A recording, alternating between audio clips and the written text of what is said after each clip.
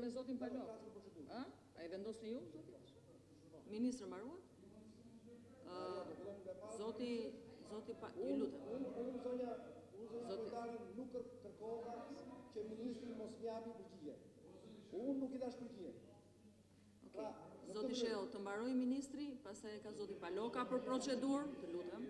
Pastaj e ka zoti Bushati dhe e ka zoti Paloka për procedurë. Zoti Paloka, më dëgjon për flas, lutem? Të mbaroj ministri. E ka zoti Paloka për procedurë, pastaj flet zoti Bushati, pastaj flet zoti Shameti. Pastaj siç e po I lutem. Pastaj siç është radha e kërkesës që është bërë për të marrë fjalën. Zoti Bushati, ju lutem, mbaroni fjalën. Jo e thash për pjesën sa du ndërprej, për pjesën e Wikileaksit.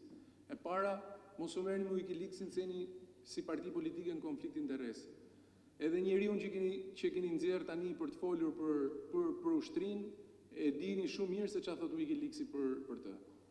Që kështu mos t'i kthehemi më asaj gjë, të shohim për nga ardhmja. Dhe po ju them edhe një herë tjetër që ju lutem shumë në rast se secili prej jush kërkon informacione për këtë çështje, për aq sa këto informacione mund të vijen në dispozicion për këtë fazë ku jemi, disponibiliteti im si përfaqësues I qeverisë është I plot. Është I plot dhe është I pandryshueshëm, pavarësisht se çfarë do lloj gjëje mund të thoni ju këtu. Por në emër të Presidentit të Republikës nuk keni pse të flisni ju. Letërkëmbimet e mia me Presidentin e Republikës nuk janë objekt interpretimi nga ana juaj. Lërni institucionet e shtetit funksionojnë. Se çfarë do thoni ju dhe partia juaj sot, mbasi këto certifikata I bëra unë publike. Ju mendoni që ne mund bëjmë këtë gabim dhe mos bëjmë verifikime personash para se t'i ulim tavolinë për të negociuar. Ju mendoni që një vend antar I NATO-s mund mbash një post saktuar pa pas një certifikat pastërtie nga strukturat cilat e monitorojnë të vend. Ju lutem shumë t'ia kursejmë opinionit publik këtë lloj helmatisje. Kjo është gjëja më e rëndësishme dhe të mos merremi me individ, të merremi me procesin. Dhe fundit po ju them, ju po ju bëjmë një pyetje që ju kam bërë gjithmonë dhe kurrë nuk I përgjigjeni. Dhe po ju them, në rast se apostilën e kuptoni e quani gjë banale se jemi me politikën e madhe. E dyta, po ju them, po kur të bëjmë marrëveshjen për patentat, do ta mbështesni. Do ta mbështesni heqjen e ligjit luftës apo do vazhdoni me këtë historitë? Do të mbështesni një marrëveshje më të mirë dhe më drejtë me Greqinë? Ne do se ky është ironia e demokracisë. Por jo gjëra s'ka lidhje midis tyre. Si ju po përpron në gjëra që nuk kanë asnjë lidhje midis tyre.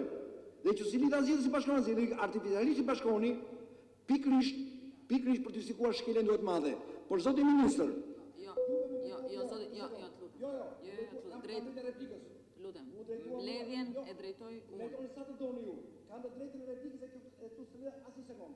Mu drejtua mua do jam përgjigje. Nuk I kërkohet drejtohet. Zoti Paloka, kanë të drejtën e replikës. Zoti Paloka flet për procedurë. Jo, kam unë. Jo. Kam unë tash ose mbyllim mbledhjen. Jo, s'pëhet më shaka. Sepse kam drejtën e replikës. E mbyllim mbledhjen atë. E kemi mbyllim. Kam të drejtën e replikës. Jo. Kam të drejtën e replikës. Patjetër që e keni, po pasi do jap unë të drejtë. Mbledhjen e drejtoj unë. Mbledhjen e drejtoj unë. Ju të drejtën e replikës e kam pra jap. Mbledhjen e drejtoj. Jo. Në bazë të rregullore. Jo, si është rregullore? Si është rregullore? Nuk kemi seancë plenare. Basi ai më përmendi mua. Nuk kemi seancë plenare. Janë pa të rregulla që janë këto. Jo. Dhe unë kam të drejtën e replikës. Zoti Paloka flet për procedurë. Zoti Paloka fjala për ju. Zonja kryetare, spari, sot kemi të bëjmë me një kërkesë të opozitës për këtë zotërin që të japi përgjigje disa pyetjeve. Jo, të mbaroj. Të japi përgjigje disa pyetjeve që nuk janë ngritur nga ne, po janë pyetjet ngritura gjërësisht nga opinioni dhe nga kushdo tjetër që ndjek interesat e Shqipërisë. Ne, kur bëm pyetjet, prisnim realisht përgjigje, sepse është folur aq shumë për këtë çështje nga të tjerë, dhe as pak nga ata që duhet flasin këtu në Shqipëri. Dhe ajo që tha zonja Gjosha është krejtësisht e vërtetë. Nuk është faji jonë që s'kemi informacion. Është faji atyre që duhet ta jepni këtë informacion. Ne përgjigjet i morëm për pyetjet që kishim ngritur. Nuk na dha asnjë përgjigje, por është disata herë që janë të njëjtat përgjigje. Pra kuptohet qartë që nuk ka përgjigje nga Ministria e Jashtme. Kështu që unë do ju kërkoj të lini deputetët e opozitës të diskutojnë, jo mbas çdo fjalë deputetët e opozitës të futet prap ky zotëria që të replikoj dhe të ofendoj, se nuk ka bërë asgjë tjetër deri tash. Nuk ka bërë asgjë tjetër, vetëse është përpjekur të përdridhet siç e ka zakon, jo vetëm në politik, të përdridhet dhe të thyej me qëllim që të prishi këtë seancë dhe të largoj nga vëmendja e shkakut pse jemi këtu, sepse i është lënë në dorë spionëve, me gjithë letrat që paraqet ky, spionëve të negociojnë dhe të çesin interesat e Shqipërisë. Prandaj jemi këtu. Prandaj do ju kërkoj edhe kolegëve të majorancës që mos ta masin me kohë, se sa do flasim, sepse janë interesa shumë të mëdha që ne fillojmë të masim sekondat për çfarë diskutojmë. Unë thash është në diskrecionin e çdo antarit të Zonja kryetare, kërkoj të mbahet një qëndrim i rrept ndaj shpifjeve që bëhen për ekipin negociator, se përsa, më fal, aq më tepër zonja kryetare, unë paraqes zonja kryetare, partnerët më të rëndësishëm strategjik.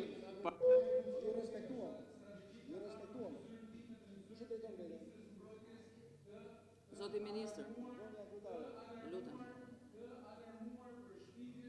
Zoti Ministër, unë do të kërkoja, Ju lutem shumë, partnerët ndërkombëtar strategjik, po ju them, kanë ardhur në zyrën time dhe në zyrën e ministres mbrojtjes, të alarmuar për shpifjet e orkestruara në Atëherë. Zoti Ministër, pas autorizimit dhe lëshimit plotfuqishmërisë nga ana ime. Ju kërkoj, si kryetare e komisionit, që t'i bëni thirrje çdo deputeti që të tregohet i kujdesshëm kur vjen puna për këtë proces, dhe sidomos për njerëz për të cilët. Zoti Ministër, unë do t'ju lutesha, Zoti Ministër. E kam mbyllur? Zoti Ministër, kërkoj mirëkuptimin tuaj ta merrni fjalën kur unë ju autorizoj për ta bërë. Do t'ju lutesha shumë. Tani, zotërin të nderuar dhe zonjat të nderuara, unë mendoj që ky komision ka kompetencën, diskrecionin, maturitetin e nevojshëm për të bërë një mbledhje siç i takon këtij komisioni në mënyrë të veçantë. Kërkoj mirëkuptimin tuaj që ne të respektojmë njëri tjetrin, të respektojmë procedurën, dhe kërkoj mirëkuptimin tuaj që në këtë sallë të mos ketë ofendime dhe të ruhet etika deri në fund, e theksoj siç e meriton ky komision, aq më tepër çështjet që diskutohen apo çështja që po diskutohet në këtë komision. Unë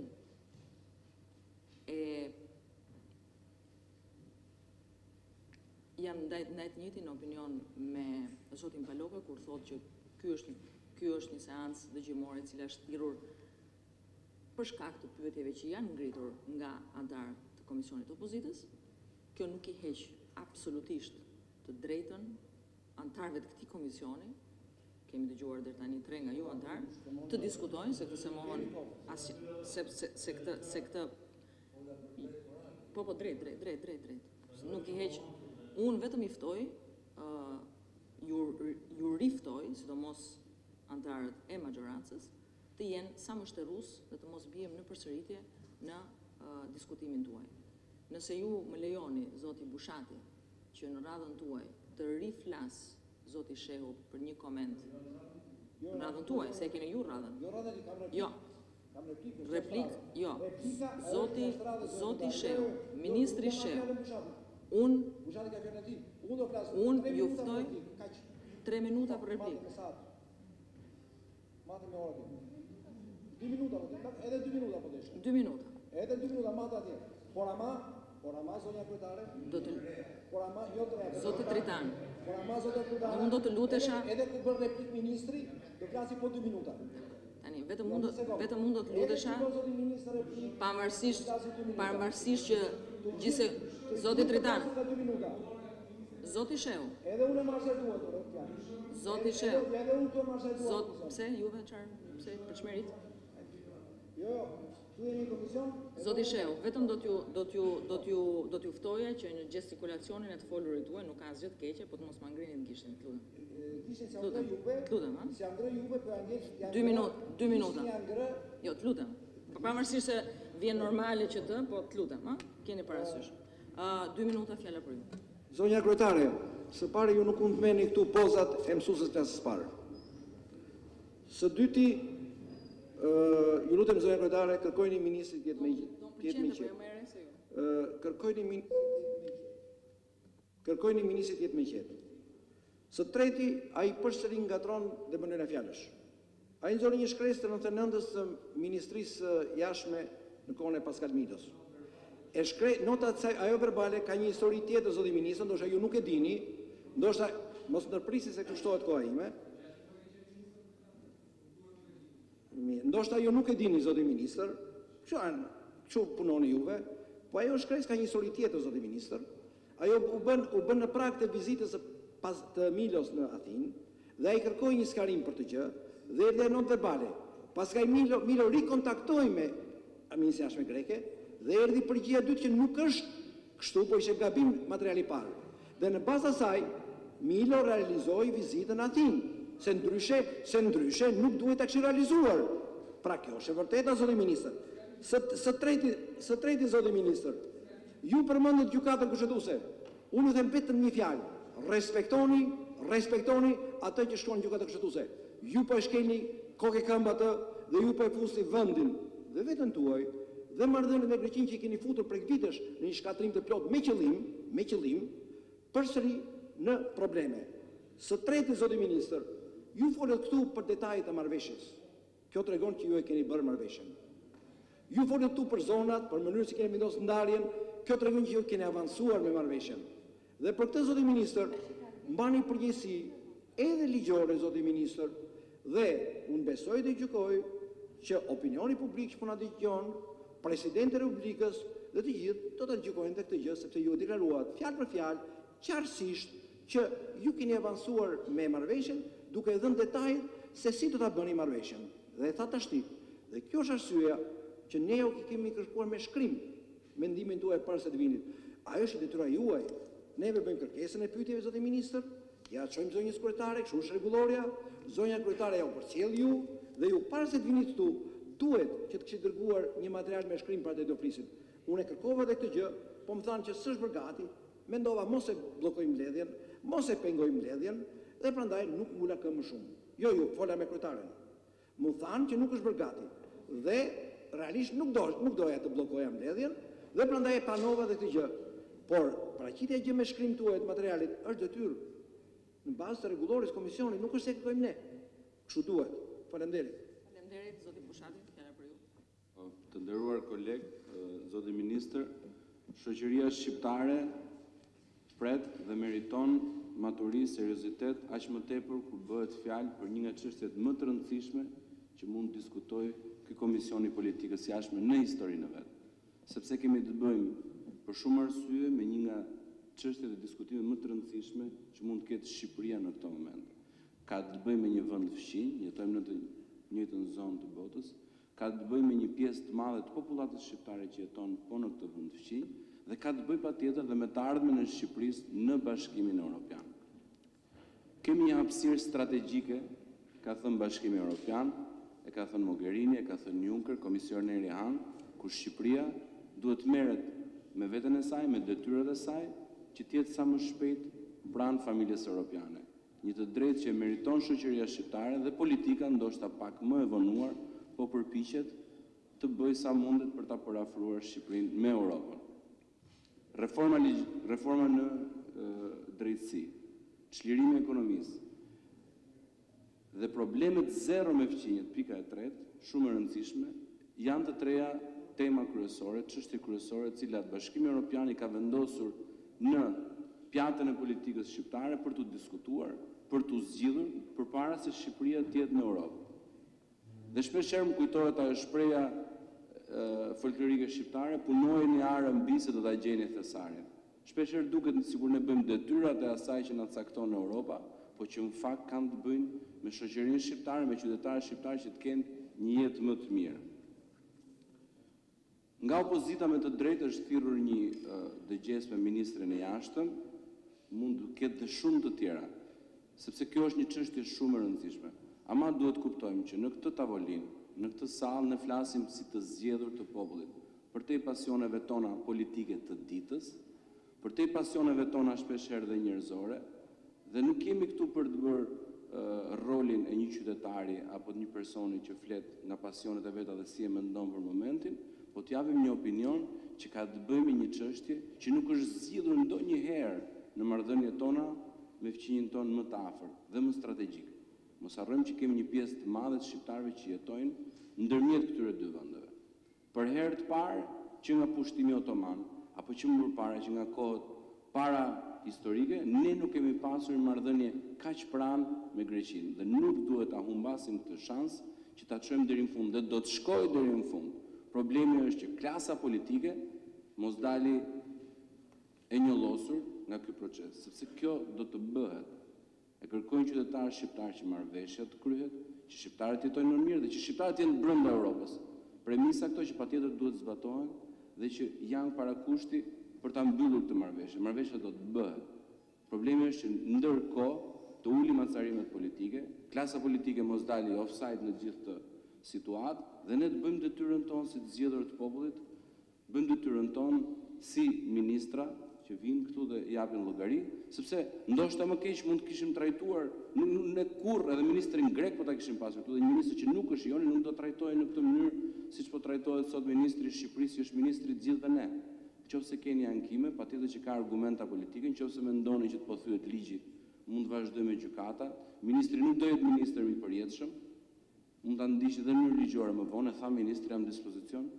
E gjithja kjo retorikë acaruese që mund të përkthehet apo mund të kalohet keq te qytetarët shqiptarë, si shenja të larta të pamaturie politike, një acarimi politik që nuk ka fare vend, aq më tepër pas vizitave të Junckerit, Han dhe shprehjes në takime shumë pozitive me presidentin e Republikës, me kryetarin e mazhorancës dhe me kryetarin e opozitës, kur të gjitha këto palë janë shprehur në një mënyrë shumë paqësore, shumë konstruktive. Ne vim këtu tash dhe bëjmë atë që se dha i Zoti punës dhe përplasim me njëri tjetrin në mënyrë të pavlerëshme.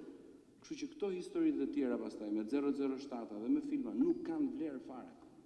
Aq më tepër që i bie që në këtë rast pas ka një problem shumë më të madh NATO se sa Shqipëria.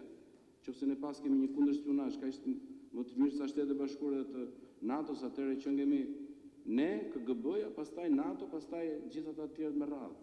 Kështu që nuk ka sens fare. Ju lutem kolegëve edhe ministrit, gjitha palëve ta kuptojmë, të ngrihemi në lartësinë e momentit, që është për herë të parë në Shqipëri po ndodhi diçka e tillë. Të japim të drejtë ministrit në këtë pikë, edhe rëndësinë e dur, të japim edhe kredon patjetër dhe mbështetjen, sepse jemi para një singulariteti. U thash shumë herë këtu ka shumë pa precedent, shumë precedent. Precedenti është një herë, nuk ndodhi 20 herë. Dhe kjo në fakt është një singularitet. Me një vend fqinj që kemi një ligj lufte in perpetuum që vazhdon që nga koha e luftës së dytë botërore, të ndërmarrësh përsipër një zgjidhje një problematike të tillë, këtë nyje gorgoniane që na është vënë përpara, nuk është detyrë e lehtë, ama kërkohet nga ne qetësi. Të bëjmë detyrën tonë, sepse dihet që kjo do të zgjidhet.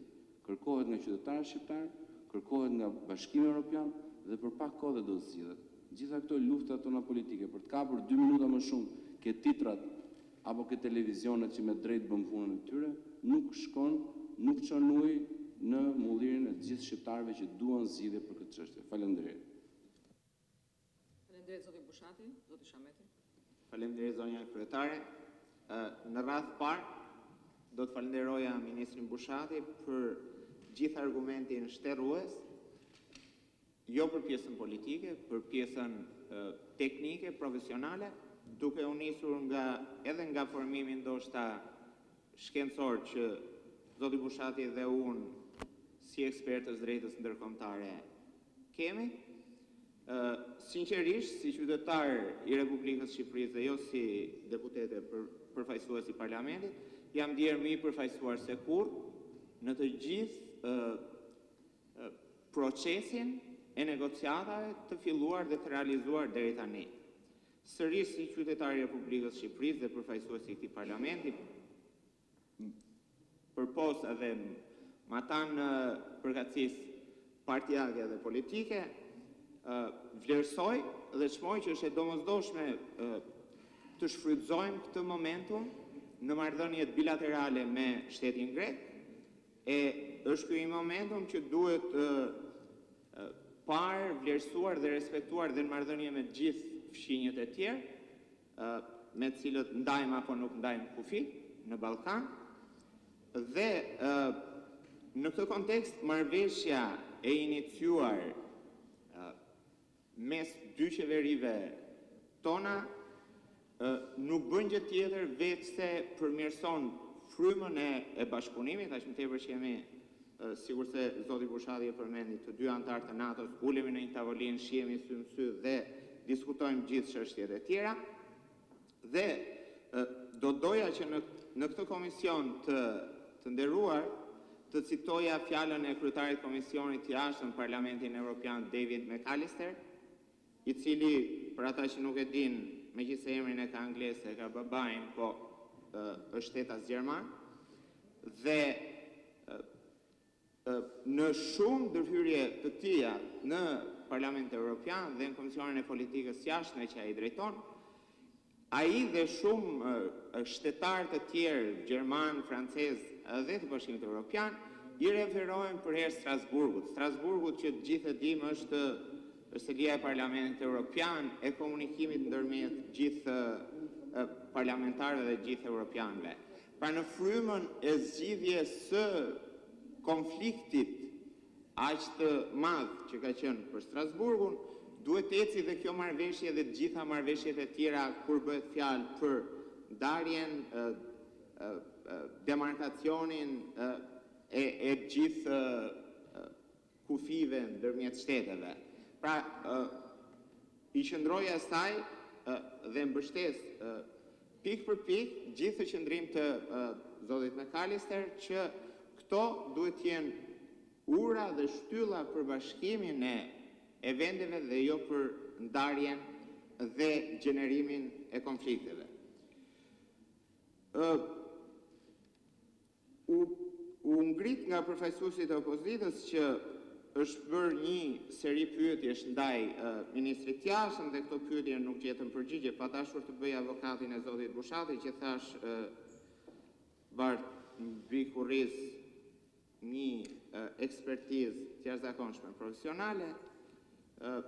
Unë e kuptoj shqetësimin e opozitës që në shtëpinë të varurit nuk përmendet litari, thot populli, dhe ai vendimi i gjykatës kushtetuese i vitit 2009 duhet që t'i ngarkonte me një barë me përgjegjësi. Dhe në këtë kuptim, nëse pyetjet e përgatitura do t'ishin në atë gjuhën që kriminalistika thot pyetje suggestive, që t'i vënë përgjigje në gojë zotit Bushati, mendoj që nuk ka për të ndodhur ndonjëherë. Dhe për dijenit të opinionit publik, dua të sqaroj edhe atë kuadrin ligjor me pak fjalë për ta bërë të qartë, të njohur, të ditur për gjithë shqiptarët. Fryma që zbatohet në lidhje në një marrëveshje ndërkombëtare është Konventa, Kushtetuta e Republikës së Shqipërisë, ligji 43 i vitit 2016 dhe për këtë marrëveshje specifike citohet dhe vendimi respektiv i gjykatës kushtetuese për marrëveshjen, për prishjen e marrëveshjes së vitit 2009 me Greqinë. Çfarë thonë të gjitha këto akte? Këto akte thonë që dispozit kushtetuta është korniza kryesore në vijim të frymës së konventës dhe nuk mundet kurse të përcaktojë në detaje mënyrën apo procedurën e lidhjes dhe kryerjes së një marrëveshje ndërkombëtare bi apo multilaterale.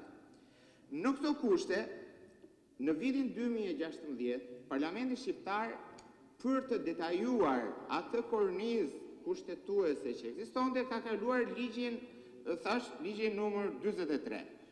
Ky ligj, ndryshe nga marrëveshja e detit e nënshkruar me Greqinë në vitin 2009, e cila është rrëzuar nga gjykata kushtetuese, është një ligj që është në fuqi në tërësinë e tij dhe nëse do të kishte pasur një rezervë nga përfaqësuesit e opozitës për frymën, gërmën dhe përmbajtjen që ligji vitit 2016 që specifikon dhe detajon elementet formale që duhen zbatuar në arritjen e një marrëveshje ndërkombëtare, do të ishte goditur në gjykatën kushtetuese dhe do të ishte ndryshuar.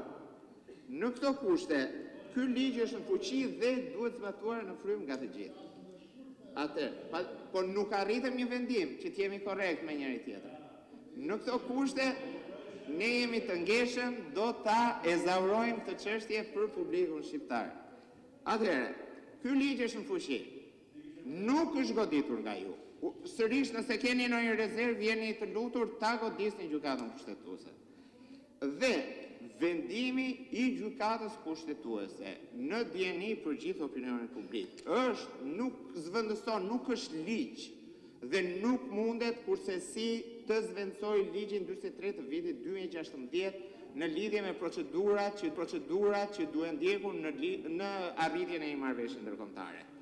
Vendimi i gjykatës kushtetuese zbatohet për pjesën teknike dhe elementet teknik që zoti Bushati në pjesën e dispozitivit që e citoj në pjesën e dispozitivit, në finalizimin e detajimin e elementeve teknik, do të gjej pasyrim në mënyrë të plotë se nuk lëviz dot asnjëri prej nesh. Kurse gjithë pjesa tjetër procedurale është zbatuar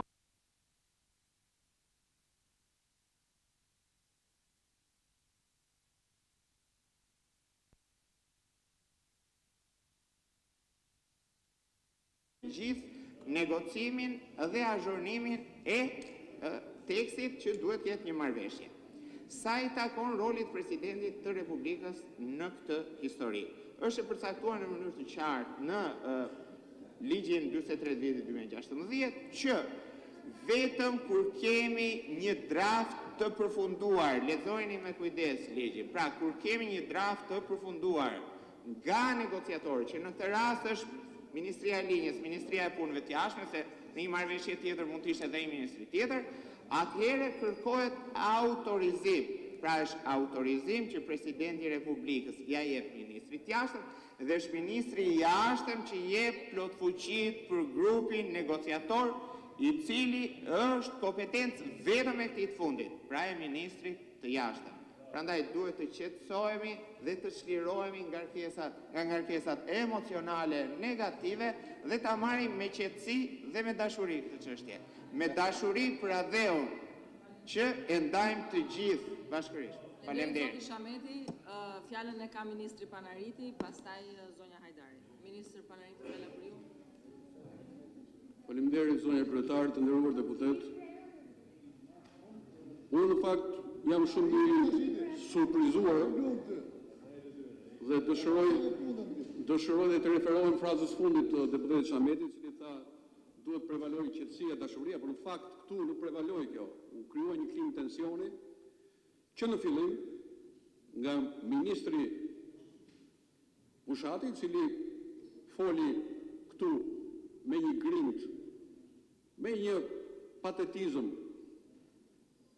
krejt anomal për një krye të gëmat, i cili edhe në nder të pozicionit që përvojson, duhet të ketë qetësinë, duhet të ketë durimin për të dëgjuar me vëmendje, sepse prandaj quhet dëgjesja. Ndryshe nëse kemi ardhur këtu për të dëgjuar juaj që flisni në mënyrë impozante dhe imponuese, atëherë kohë që jemi, kjo nuk quhet më dëgjes, por është thjesht një monolog i cili nuk le vend për dialog. Prandaj, në mënyrë më modeste, duhet të na krijohet mundësi edhe ne, që ashtu si kundër ju kemi pasur rastin të jemi edhe në pozicionin e ministrit të jashtëm, kemi 2 ish ministrat të jashtëm, tu që e njohin procesin, pra nuk është se ju e filloni tabula rasa këtë histori, por është një proces i cili ka filluar, ka pasur ato ngërçe dhe por një mere. A jemi në të interesuar që të mbyllë një marrëveshje për shelfin kontinental, për delimitimin e hapësirave detare ujore? Sigurisht që po. Pra mos na vini ne në krahun sikur ne nuk kemi të interesuar. Por çfarë kërkojmë ne? Ne kërkojmë radhë parë, më dhe për respekt ndaj Presidentit të Republikës, i cili në mënyrë shumë racionale, që ka kërkuar që zbatohet moda vendimi i gjykatës kushtetuese. Dhe gjërat fruten në procese normale. Që kërkoi Presidenti i Republikës? Të bëni transparente grupin negociator, që duhet ta kishte bërë që në momentin ku paraqitet kërkesën. Çfarë po kërkon përsëri Presidenti i Republikës? Kërkon që ju të bëni transparente ato që keni diskutuar me homologën tuaj, sepse ne jemi të prirur të besojmë ato që dëgjojmë në media dhe që deklarohet me ministrin e Kocijes. Po, të cilat thonë që kjo çështje është mbyllur. Ne tashmë me palën shqiptare e kemi mbyllur këtë histori. Atëherë çfarë mbetet ne? Kemi garnitur tashmë të këtij procesi dhe thjesht formalisht të krijojmë delegacione negociatorësh ku në fakt nuk ka hapësirë për negocim. Pra kjo kërkohet. Ju e thot paraprakisht që nuk ka marrëveshje, por mund të ketë commitment. M'falni. Marrëveshje s'ka, sepse marrëveshja është shkruar, por mund të ketë një angazhim. Dhe kjo duhet.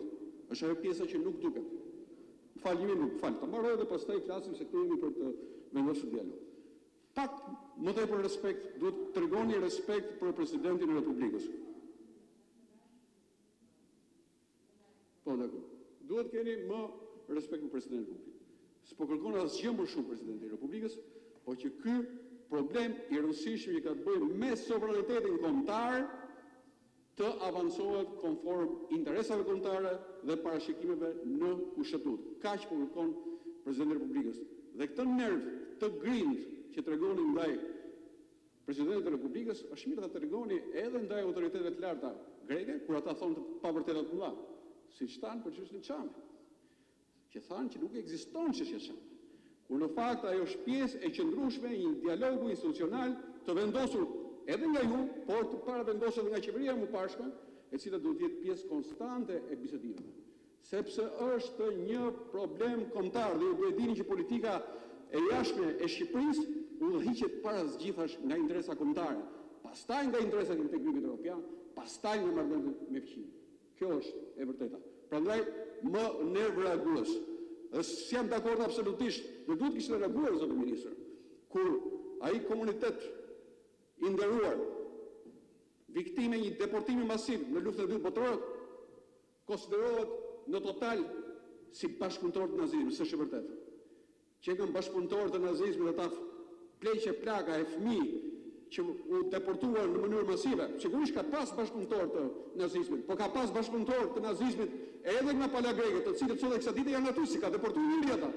Prandaj duhet me kurajo dhe me vendosmëri që këto gjëra të vendosen. Por le të kalojmë tash tek çështja që ne po diskutojmë. Sigurisht kërkohet që ky proces të përdor termin e Presidentit të Republikës duhet blindohet nga ana kushtetuese, duke pasur si pikë referimi vendimin e gjykatës kushtetuese. Dhe dëshiroj të ndaj me opinionin publik që kjo çështje nuk është vetëm çështje gjeometrie apo pikash referencës mafje. Jo, shkëmbi barketa, jo pika e referencës, kush do jetë vija e tjerë, baraz largimi e tjerë. Kjo është ana e dukshme, ka një anë pa dukshme, zotëri. Një anë të padukshme e cila ka të bëjmë me ato i qëndron poshtë sipërfaqe të Zetit, që janë hapësirat naftmbajtëse, gasmbajtëse, e cilat do të jenë subjekti i një negocimi, se ato nuk janë të machme, se hynë e dalin për te atyre të vizave që ju do të ndani. Hynë e dalin ato. Dhe këtu kërkohet kohë. Mos u nxitoni sepse do mbani përgjegjësi për të dëmtuar interesat e shtetit shqiptar. Se nuk është problemi thjesht, dhe ju jeni në një presion kohor, sepse po duket sikur kjo duhet finalizohet që kur të vi kryeministri grek ne ta kemi përfunduar. Kujdes zotëri, sepse kërkohet kohë, kërkohet përgjegjësi. Dhe unë dyshoj që ne kemi të njëjtat kapacitete negociuese si pala greke, se kanë institucione kërkimore, kanë ekspertizë, janë marrë me çështjet e detit, se kanë shumë më tepër det se ne për këto probleme. Prandaj duhet shumë kujdes. Dhe shikoni edhe ato opsione hapur, mos e paragjikoni edhe gjithë ato opozita. Qofse ne nuk i kemi këto kapacitete, janë çështje delikate, shoheni gjykatës së drejtës ndërkombëtare të detit. Pse jo? Mos e përjashtoni këtë. Mos e përjashtoni këtë, sepse këtu bëhet fjalë për interesa dhe sovranitet kombëtar, dhe këtu nuk mund të ketë kompromis. Jemi ne për arritjen e marrëveshjes sa më shpejt të mundur, po jo në cajtnot, jo në presion kohor. Nuk është problem i thjeshtë. Pra mbajini mirë parasysh këtë gjë përpara se të bëni hapa, të cilat pastaj janë pak thunshme dhe janë shumë të rënda, sepse mundet të kemi të bëjmë me cënim të sovranitetit, por edhe të interesave ekonomike të vendit. Faleminderit.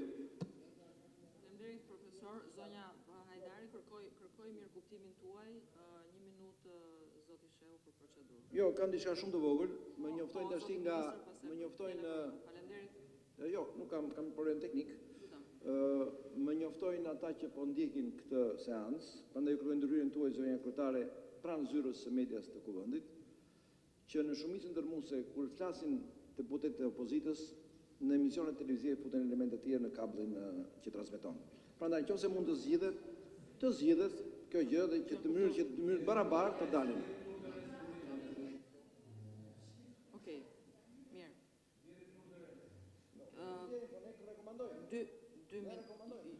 Ju lutem ministër 2 minuta përpara se zonja Hajdari të ketë fjalën. Faleminderit. Po. E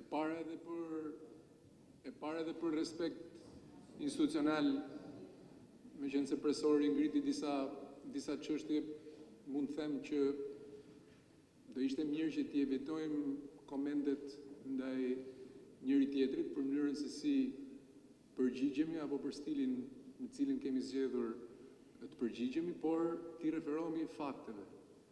Dhe faktet janë kokfort. Ju lutem shumë, po ja ripërsëris, lërni me njan komunikimin dhe bashkëpunimin institucional mes qeverisë dhe presidentit. Nuk keni asnjë tagër për t'u marrë me këtë çështje. Dhe nuk më keni ftuar në seancë gjymore, më keni thirrur, lexoni se çfarë keni nënshkruar, më keni thirrur dhe më keni bërë disa pyetje. Dolet në për tema tjera, dakord, unë mund të ri këtu ditë dhe natë. Qofse ka një dosje që jam përkushtuar më shumë, është kjo dosje. Dhe jam i gatshëm për të qëndruar këtu sa doni ju, për çdo çështje që ka lidhje me këtë dosje. Por mos bëni gabimin për të dekonspiruar këtu letra apo letërkëmbime apo biseda të cilat nuk janë të agrin e kësaj instance të nderuar. E dyta, nuk kemi asnjë presion kohe, edhe pse koha në marrëdhënie ndërkombëtare në momente të caktuara është vendimtare. Por, po ju them, meqense më thatë që edhe qeveritë e kaluara kanë përmendur çështjen Çame etj, këtu është konferenca shtypit, minutat e takimit Berisha Karamanlis në 2009. Ju lutem profesor më dëgjoni.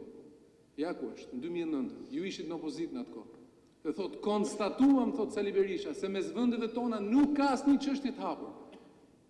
Tani, unë nuk kam dëshirë të diskutoj për një çështje që s'jam thirrë, por po ju them për çështjen Çame, në qeverinë që kemi bërë pjesë unë dhe ti, ndjes që po të drejtohem kështu, por për shkak edhe një lloj raporti që kemi, e kemi pasur të shkruar në programin ton të politikës jashtme çështjen Çame. Dhe kjo qeveria ka qenë qeveria e parë që e ka pas të shkruar. Dhe ka hequr dorë nga loja ku kam qefti, e that aty brenda si e that brenda apo e that jashtë. E dyta po ju them, ka një dosje voluminoze për këtë gjë. Dhe ju thash, diskutimet e para nivelin teknik, ju keni qenë ministër. Në krahun tim kam i shefin tuaj të kabinetit, që sot është drejtor i drejtorisë të traktateve, i akuzuar si agent i Grekut me qenë se ka bërë një specializim Greqi. Se këtu është kulmi. Tani, në 2010, kur zoti Meta ka qenë ministër jashtëm, ka pasur në tavolinë e ministrit një raport të komisionuar nga qeveria Berisha për sa i përket marrëveshjes detit, e cila thot pak a shumë këto gjëra që po themi ne këtu. Nuk është bërë gjë nga 2011 deri në 2013 për këtë çështje. Në fund të 2013-s, në takimin e parë me Venizelosin, janë hedhur hapat e para për këtë gjë. Dhe nga 2013 në fund deri më sot ka një sër takimesh, diskutimesh dhe nuk ka marrëveshje. Thoni që e thot pala greke, dhe unë po ju sfidoj publikisht, më nxirni një letër këtu, një intervistë këtu të homologut grek apo dikujt tjetër që thot që paska marrëveshje. Aq më tepër që unë jam përfaqësuesi një partie që ka çuar këtë çështje në gjykatë kushtetuese dhe një nga pikat për cilat e ka shfuqizuar gjykata kushtetuese atë marrëveshje është mungesa e plotfuqishmërisë. Prandaj, ju lutem shumë në këtë proces të dëshmojmë konsistencë dhe qëndrueshmëri. Zoti Sheu, pse humbi durimin? Zoti Ministër, të lutem. Pse humbi durimin, zoti Sheu? Jeni mështerrues. Ju lutem, po ta dëgjojmë njëri tjetrin. Unë ju dëgjova me shumë vëmendje, mbajta dhe shënime. Zoti Ministër. Të paktën ju dëgjoni. Kërkoj mirë kuptimin. Po flas me kryetarin. Çat ju mungoj informacione, më keni në dispozicion. Kam vetëm të gjë. Kam vetëm të mos.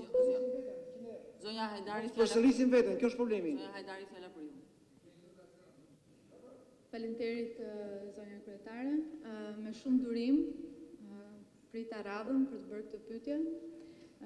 Do filloj pikë së pari duke falendëruar zotin Bushati që erdhi për herë të dytë për të përgjigjur disa pyetjeve që opozita ka shtruar, sepse siç e tha dhe të gjithë kolegët besoj janë dakord që është një çështje me interes shumë të madh, qoftë për publikun, por edhe për politikën shqiptare. Por në fjalën tuaj, zoti Bushati, nëse mund të kem vëmendjen tuaj me që do shtroj një pyetje, në fakt do e parashtroj me një koment shumë të vogël. Ju shpeshherë thoni edhe vini në pikpyetje dijen dhe informacionin që ne kemi.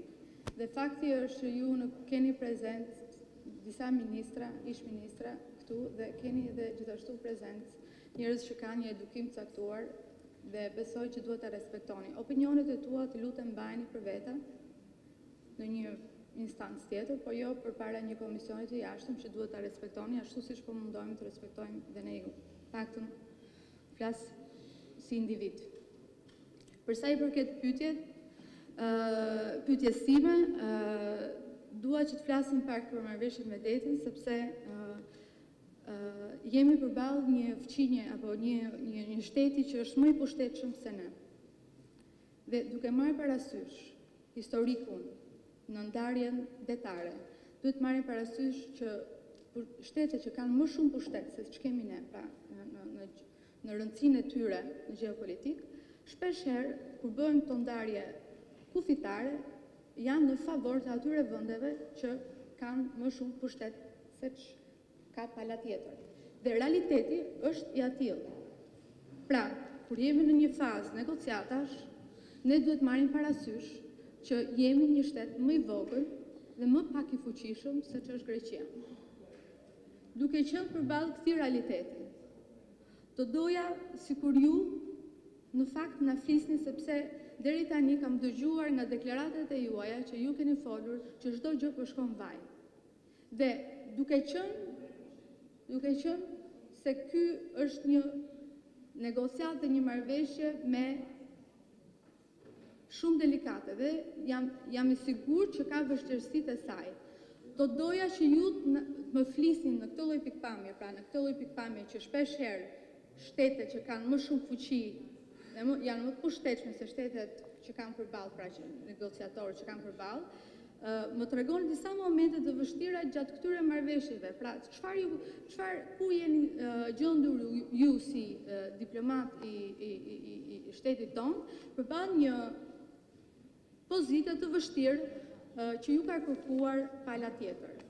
Dhe pyetja dytë që ka në fakt lidhje me këtë Si e mendoni ju, pse e refuzoni, nëse do ndodhin, nëse jeni në këtë lloj situatash, pra jeni në një situatë që pala greke është më e pushtetshme dhe ka kërkuar, ndoshta ka më shumë kërkesa se ç'mund të kemi ne, dhe shpesh herë ato mund të na vënë në një lloj presioni të caktuar, për të përmbushur, sepse jemi ne ata që duam të hyjmë në Bashkimin Evropian dhe jemi ne ata që duam të çelim negociatat, pra kjo na vën ne në një presion dhe një trusni më të madhe për të pranuar kërkesat e tyre, plus fakti që ato janë në një vend dhe më i pushtetshëm se ne. Pse ju e refuzoni që të çoni këtë çështje në gjykatën ndërkombëtare të drejtësisë? Sepse në shumë raste historia ka treguar që kur je në këtë lloj konditash, ti e çon këtë çështje atje, sepse ato merren pikërisht me rastet kur pala që është më pak e pushtetshme nuk i jepet territoria, apo nuk ndahet ky kufi në mënyrën e drejtë. Pra, pse jeni kaq kundra kësaj? Duke marrë parasysh pra pozicionin ton gjeografik, duke marrë parasysh që jemi një shtet më pak i fuqishëm, duke marrë parasysh që jemi para hapjes negociatave dhe kemi një presion akoma më të madh. Pse jeni ju kundra kësaj? Sepse duke morët edhe vetë precedentin e Çekisë, të Kroacisë dhe Slovenisë, e morët të si precedent, por ata, edhe pse ishin përballë hapjes negociatave, e çuan në gjykatë ndërkombëtare në arbitrazh, dhe pritën me shumë durim që kjo të shkonte deri në fund ashtu siç donin. Pavarësisht rezultateve, ata bën të pamundurën për të arritur në një konsensus apo për një rrugë zgjidhje që do të kënaqë të dyja palët. Prandaj, zoti Bushati, nëse mund të përgjigjeni në për këto dy pyetje, do të kisha një ide më të mirë atëherë për negociatat. Faleminderit zonja Hajdari, ministër, keni ndonjë përgjigje? Faleminderit për pyetjet. Nuk ka thënë asnjë zyrtar i qeverisë shqiptare, sepse thjesht nuk është e vërtet që një marrëveshje e mundshme me Greqinë apo hapja një procesi negocimi për një marrëveshje 3 për sa i përket delimitimit zonave detare është e kushzuar nga procesi i fillimit bisedimit për anëtarësim në Bashkimin Evropian. Nuk është një çështje që lidhet me këtë gjë. Së dyti, nuk e sqarova çështjen e arbitrazhit apo gjyqit ndërkombëtar. Duhen marrë gjërat me radhë. Që dy palë të shkojnë drejt një arbitrazhi ndërkombëtar apo gjykatës ndërkombëtare drejtësisë bazuar mbi vendimin, bazuar mbi statutin e kësaj gjykate, e para duhet që negociatat dështojnë. Kushti i parë. Kushti i dytë është që të dyja palët duhet bien dakord që po i drejtohen një instancë tjetër. Ajo çka po kërkojmë ne dhe faza në cilën ne ndodhemi është autorizimi për të filluar punën. Sot për sot nuk keni dëgjuar ndonjëherë nga ana jonë që të themi se shkuarja në një arbitrazh ndërkombëtar është e përjashtuar si opsion. Por ne nuk mund të paragjykojmë asfare procesin e negociatave që nuk ka nisur. Që procesi i negociatave të nisë, po ju them, kemi bërë një punë parapërgatitore. E thatë që ka eksperjenca, nëse duam për marrëveshje fjale, mund të quajmë që eksperjenca 2009-s është një marrëveshje e hidhur, përsa kohë dihet se si përfundoi ajo marrëveshje. Kemi nxjerrë këto mësime, për ne e konsiderojmë fitore të parë faktin që ulemi edhe një herë në tryezë për të diskutuar një marrëveshje. Ne besojmë se nga aplikimi atyre neneve që unë përmenda këtu, dhe që në një mënyrë një tjetër janë në vendimin e gjykatës kushtetuese të shkruar, për fat keq unë këtu shoh që jeni fokusuar vetëm tek pjesa debati, jo ju, sepse ju nuk e ngritet si çështje, vetëm tek pjesa plot fuqishmërisë, ndërkohë që vendimi i gjykatës kushtetuese është shumë më i pasur në orientimin se çfarë duhet përmbajë një marrëveshje e re me Greqinë. Dhe ne besojmë se nga kjo bazë të dhënash, dokumentesh dhe ekspertizës që ne kemi akumuluar gjatë gjithë këtyre viteve, ne do të shkojmë drejt një marrëveshje më të mirë për ne, më të drejtë. Dhe ky është interesi kombëtar që duhet prevaloj mbi gjërat e tjera. A ka pasur momentet vështira me palën greke negociata? Ishte pyetja e dytë. Plot.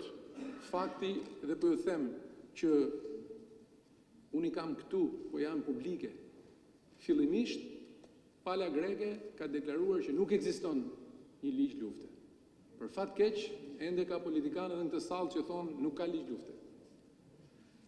E ka konsideruar si jo çështje. Më pas ka ardhur duke e njohur si çështje.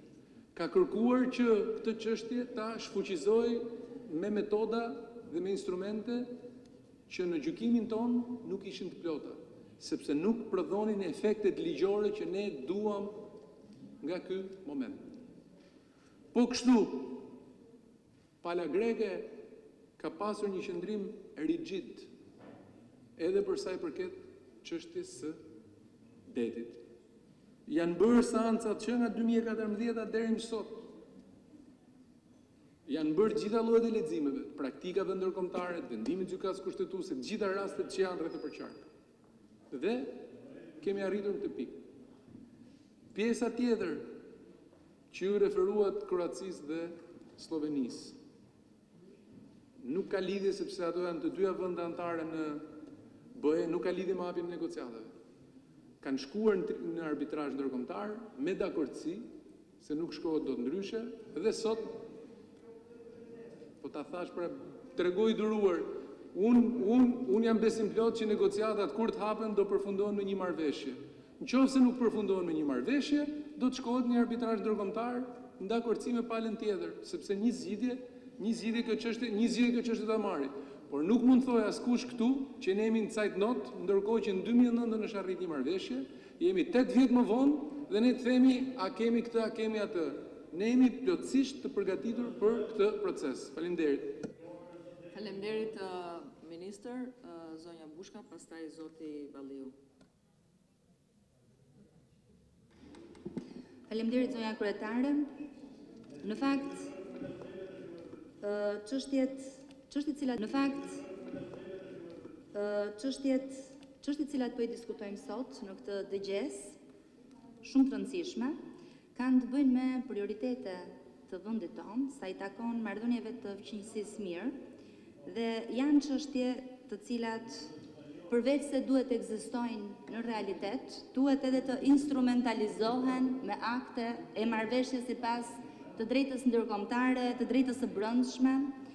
Dhe unë dua ta falenderoj zotin Bushati, i cili sot ka qenë shtërus në të gjitha argumentat. Tani, a mund të kem vëmendjen tuaj? Më fal, zoti Noka, ju kam dëgjuar 1 orë gjysmë më shumë se 2 orë madje, gjithëve ju me qetësi, nuk ju ndërhyra. Jo sans pyetësh, nuk është sans falënderimesh. Tani, a ka mundësi ta mbaroj unë? Pyetjet e kemi kërkuar ne. Ka mund fjalën, falenderojmë ministrin, fjala ime. Nuk është sans falënderimesh. Kam të drejtën time të marr fjalën, të flas, të falenderoj, të kritikoj, të jap komentet e mia dhe nuk jeni ju ai që ma ndërprisni mua fjalën dhe ju lutem respekt, sepse ju kam dëgjuar 2 orë këtu të gjithëve, nuk ju kam ndërhyr asnjërit, edhe nuk ju kam komentuar për çfarë keni thënë, dhe pse s'kam qenë dakord. Kështu që ju lutem respekt. Kur të mbaroj unë, mund vazhdoni dhe ju me fjalimet tuaja. Po tani se kush bëhet qesharak nuk e gjykoni ju, e gjykojnë ata që po na dëgjojnë. Unë s'kam folur akoma dhe ju lutem shumë mos më ndërprisni më sepse do merrni kohë që do shkoj kot dhe nuk i intereson asnjërit. Unë dua ta falenderoj zotin Bushati, po, dua ta falenderoj jo se është sot këtu dhe i përgjigjet pyetjeve të opozitës dhe sqarimeve që kërkon opinioni publik në lidhje me këtë marrëdhënie, por dua ta falenderoj që nga viti 2013 ka krijuar një marrëdhënie të konsoliduar dialogu me shtetin fqinj në mënyrë që t'i japi zgjidhje shumë çështjeve, që ndoshta ndukje ju mund të duket që nuk ekzistojnë, por që problemet të zgjidhen një herë e mirë dhe që çështjet problematike që mund t'i rëndojnë interesat e shqiptarëve të mos kthehen në kërcënim për ta në të ardhmen, duhet patjetër të institucionalizohen me instrumentat shkruar. Dhe këto çështje kërkojnë maturitet politik, profesional dhe diplomatik, ashtu siç ka treguar historia që nga 2013 e deri më sot, kur Ministri i Jashtëm me shumë maturi profesionale, diplomatike dhe politike zgjidhi çështjen e toponimeve, çështjen e heqjes së detyrimeve për shtetet shqiptar që jetojnë në Greqi sa i takon pagesave që kryenin për legalizimet e dokumentave, dhe gjithë këto janë tregues të mënyrës profesionale dhe të përparuar të bërit politik të jashtme për të zgjidhur çështjet dhe interesat që i shqetësojnë shqiptarët. Tani, marrëdhënia me shtetin fqinj është një marrëdhënie e cila nuk mund zgjidhet me sensitivitete politike, nuk mund zgjidhet as me perceptime. Falë të drejtës ndërkombëtare, ajo është e kornizuar në rregulla dhe procedura. Falë të drejtës së brendshme, konkretisht ligjit për traktateve, ka shina ligjore se si bëhen këto procese, dhe falë një vendimi të gjykatës kushtetuese të 2010-s, një marrëveshje famkeqe për shitjen e detit raposht, dhe është një mësim historik se si marrëveshjet ndërkombëtare nuk duhet të bëhen kurrë. Dhe është një standard të cilin duhet ta kemi në konsiderat në të gjitha proceset si ky i sotmi që po flasim. Kështu që në vitin 2013 unë shoh që ka një komunikim zyrtar midis shtetit grek dhe shtetit shqiptar, ka një dialog të politikës jashtme në lidhje me këtë çështje, dhe sot në çfarë faze jemi se po trumbetoni faktin që s'ka transparencë. Kujt i thoni ju transparencë? Kur kemi një ligj, kemi ca parime drejtës ndërkombëtare që tregojnë se si kryhen këto marrëdhënie dhe këto negociata. Ju këtu mund të ngrinit kritika, dhe unë do t'ja u mirëkuptoja, nëse Ministria e Jashtme, Qeveria Shqiptare, ka shkelur ndonjë nga këto detyrime ligjore të huaja apo vendase. Por nuk më rezulton një fakt i tillë. Më rezulton që po ndiqen të gjitha ato detyrime ligjore sa i takon lidhjes së traktateve, marrëveshjeve, dhe jemi pikërisht në një fazë ku në mes të procesit, ajo që duhet vlerësuar është fakti se problemet që Shqipëria mund të ketë me Greqinë, të cilat nuk ekzistojnë ndoshta në dukje, se realiteti mund jetë ndryshëm nga çfarë kanë mekanizmat e shkruar, sot janë më tabu. Trumbetoni këtu që s'pas kemi më një ligj lufte me Greqinë. Çfarë ndodh? Se nuk flitet me perceptime, flitet me fakta, flitet me shkresa, sepse historia ka treguar që fjalët i merera, la carta canta, thon italianët, shkresa këndon.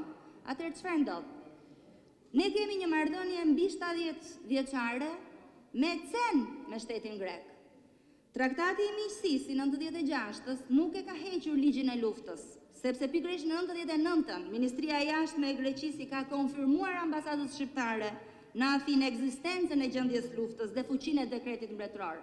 E pra kjo çështje nuk e pasqyron sot realitetin vërtet, po, se ne kemi një marrëdhënie fqinësie të mirë me shtetin grek, ama ajo letër këndon dhe është pjesë e një dialogu të maduruar politik dhe diplomatik midis dy shteteve që duhet patjetër përkthehet në instrumenta të negociatave dhe më pas përfundojë me një marrëveshje.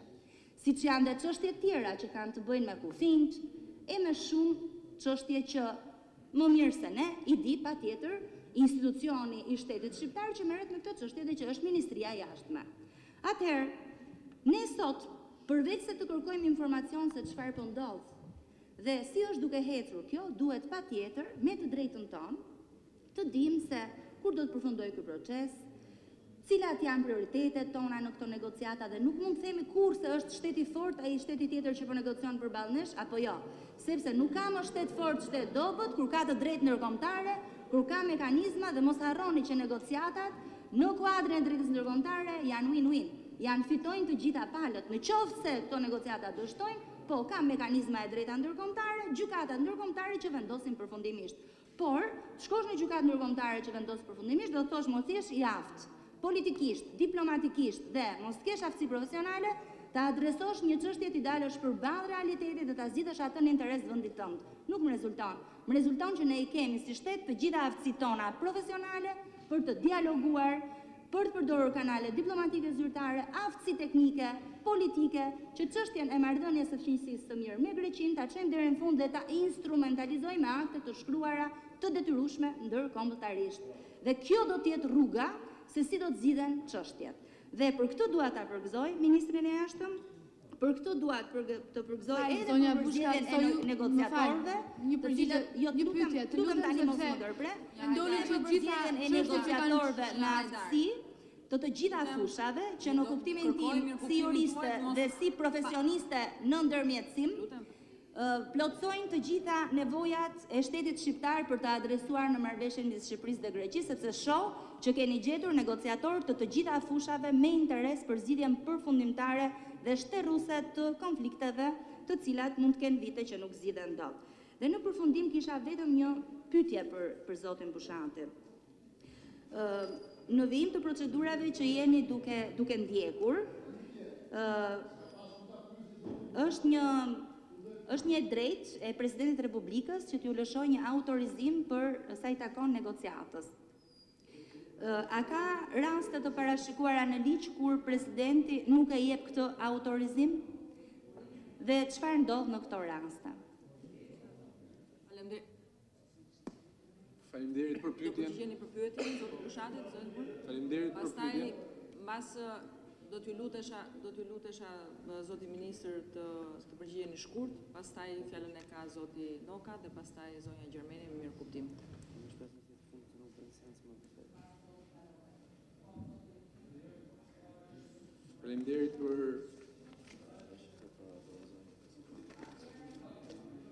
Faleminderit për pyetjen dhe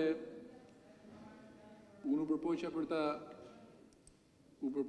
për ta cituar drejt leximin që kushtetuta i bën kësaj çështje dhe ligjin tërësi. Janë 3 momente të rëndësishme për një marrëveshje të tillë ku roli i presidentit të Republikës është i padiskutueshëm. Në radhë parë në lëshimin e autorizimit. Pra, lëshimi i autorizimit është për të na krijuar mundësinë për të filluar për të punuar për një marrëveshje. E dyta është lëshimi i autorizimit për ta firmosur këtë marrëveshje. Pra, dhe ligji e përcakton shumë qartë që në rastin e parë kur kërkohet autorizim duhet shkohet me një projekt marrëveshje dhe me një relacion shpjegues. Pse projekt? Sepse nuk negocion qeveria me presidentin apo ministria me presidentin në këtë rast, por negociohet me një palë tjetër. Dhe ne mund vendosim çfarë duam në një tekst, çfarë kemi në dëshirë, po e rëndësishme është se çfarë do të arrihet në finale me palën tjetër. Dhe momenti i dytë është momenti kur presidenti i Republikës mbas këtij ligji që ja shton rolin presidentit të Republikës në zbatim të vendimit të gjykatës kushtetuese, jep autorizimin për firmosjen e kësaj marrëveshje. Dhe në këtë moment presidenti i Republikës ka mundësi për të analizuar në rast se platforma, pra ajo draft marrëveshje, ato parime, ajo metodologji që është kërkuar në momentin fillestar për autorizim, përputhet me pjesën e projekt marrëveshjes. Dhe në rastin e tretë, natyrisht, është po presidenti i Republikës që dekreton një marrëveshje ndërkombëtare. Këtu ka pas disa teori, unë i kam dëgjuar dhe i kam lexuar gjitha këto. E para, unë jam besim plot që presidenti i Republikës do të zbatoj kushtetutën dhe ligjin. Nuk kam asnjë arsye dhe asnjë indicie që të mendoj për skenare që s'kemi pse t'i mendojmë. Ka kërkuar sërish informacion të ri për çështje të reja që nuk kanë qenë pjesë e përgjigjes të parë. Kësa rrallë jo me një shkresë firmosur nga ana tij, por nga një zyrtar i autorizuar prej tij.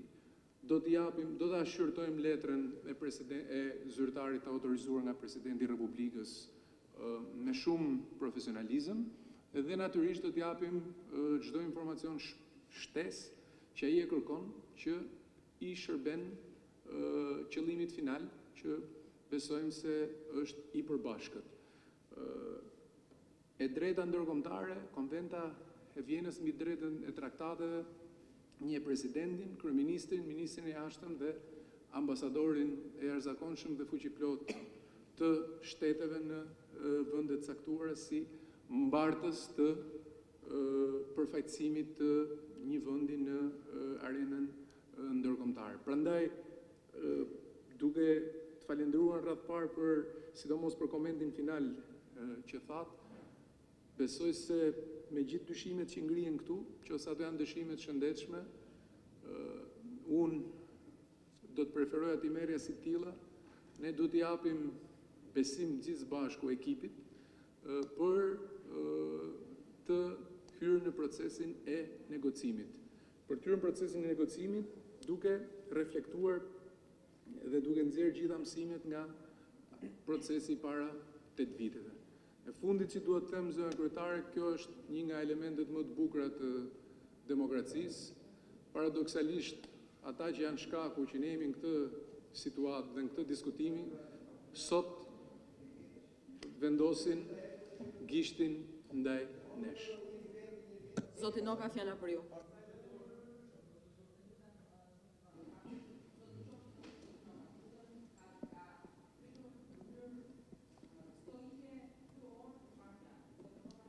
Faleminderit. Faleminderit zënë kryetare. Zotë ministër, nuk e ke kuptuar thelbin se pse ne të kemi thirrë në një seancë pyetjesh. E para nuk është personale me ju, edhe për faktin që unë paktën personalisht, po edhe partia që drejtoj Partia Demokratike, jemi pjesë e asaj kërkese për gjykatën kushtetuese, pra në 2008-ën, pavarësisht se kujtesa juaj ndoshta nuk arrin deri aty për momentin që ishte kohë tjetër. Dhe shqetësimi jon është mungesa e transparencës, mungesa e bashkëpunimit institucional. Ne nuk kemi problem të bëjmë avokatin institucionit presidentit, por jemi të shqetësuar se ka një përplasje institucionale. Ka një mungesë komunikimit institucionale edhe me opozitën. Nëse në 2008-ën ajo marrëveshje ra poshtë, dyshimet tona ishin që nuk ishte transparent, s'kishte fare transparencë në atë kohë, nuk ishte bashkëpunim me opozitën, kishte dyshime që Greqia mori më tepër se meritonte në territorin tonë. Edhe përsëri janë të njëjtat dyshime. Për faktin që ka një dyshim bindës, që pala greke ka dhënë më tepër informacion edhe për ne. Një kohë që ju si ministër i jashtëm në mënyrë institucionale nuk e keni informuar as Kuvendin e Shqipërisë, as Komisionin e jashtëm, të cilin e keni për detyrë institucionale që ta bëni një gjatë tillë. Pra lën një pyetje. Me të vërtetë ju jeni ministri i parë në botë që negocioni me Greqinë dhe delni fitues ndaj tyre, një kohë që grekët shquhen për diplomasi, për dërdhi, për forcë, për autoritet në marrëveshje, dhe kjo është dyshimi im jon bazë, që ato shprehen të kënaqur për atë çfarë në një farë mënyrë më kupton që kanë marrë më shumë se morën në vitin 2008. Dhe kjo është shqetësimi ynë i lishëm, zoti ministër. Ju bëni pyetje retorike sot. Thoni po sikur ne të kemi marrë më tepër. Po do të përgëzojmë, pa diskutim. Do të vlerësojmë nëse jo, kjo është informacioni që kërkojmë. Për faktin që ju keni shkelur edhe vinë e kuqe, të cilin e çuni vinë e kuqe të gjykatës kushtetuese, për faktin se prevalon mbi çdo ligj dhe ai venim është detyrues ndaj jush, dhe kjo është thelbi i venimit të gjykatës kushtetuese për më tepër transparencë, për një bashkëpunim me institucionin e presidencit, për autorizim, për plotëfuqishmëri. Pra, të gjitha këto janë etapa që ju i keni anashkaluar dhe sot jemi një përballë një faktit që ju i keni mbyllur negociatat. Kjo është e padiskutueshme. Kjo është një informacion dashme që qarkullon dhe shumë bindës për faktin se është saktuar edhe data kur do të ketë një firmosje. Keni rënë dakord. Ne jemi shumë dyshues për këtë realitet.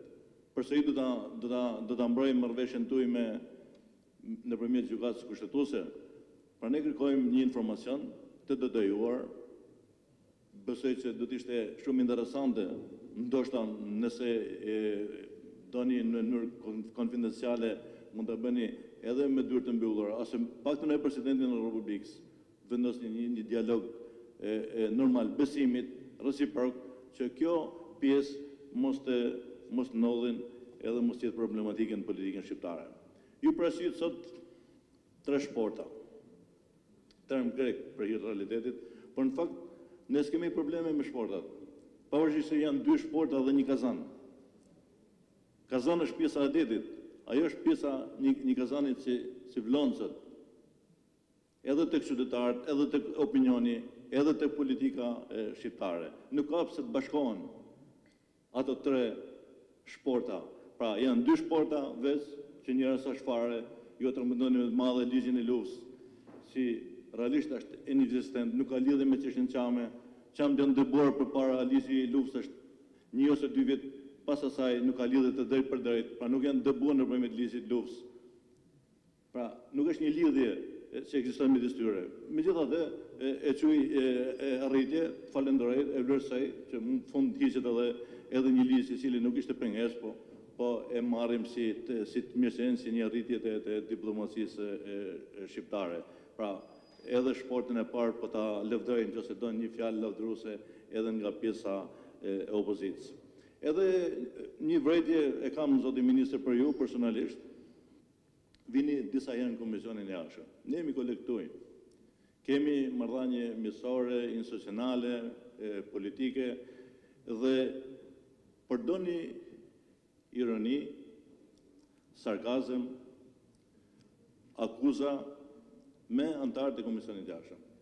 Mos veproni në këtë mënyrë, se nuk është etike, fare, nuk është institucionale, por nuk është edhe njerëzore. Për faktin që ky Komision i Jashtëm ka personalitete që besoj që do të ishte edhe në të mirën tëne profesionale, politike, që të vendosësh marrëdhënie me këtë komision, që ta informosh komisionin herë mas here, por duke pasur edhe kontakte individuale me gjithë secilin prej këtyre antarëve të komisionit. Për faktin se janë 6 ish ministra, zëvendëskrye ministër në kryetar parlamentit, pra ke një eksperiencë institucionale të Komisionit Jashtëm. Dhe ju vini edhe flitni si profesori i madh i drejtës ndërkombëtare, që ke menaxhuar komplet situatat e krizave në botë. Je kolegë joni, i barabart me ne. Nuk po vendosim sheja pikëzimit si me standardet tuaja. Kjo është në aspektin institucional njerëzor, besoj që duhet ta marrësh në konsiderat, se shpesh herë po na provokon. Edhe na bën edhe ne se të reagojmë ose të braktisim me mbledhjen kur sillesh në këtë mënyrë. Nuk është hera e parë, është disa herë, e ke strategjitë në duar, gabim. Po ta them misisht, e ke shumë gabim për faktin se nuk ka asnjë tendencë nga antarët e komisionit, qofshin edhe të opozitës. Për fatin e mirë kemi 2 nënkryetar me një eksperiencë edhe me një personalitet të vlerësueshëm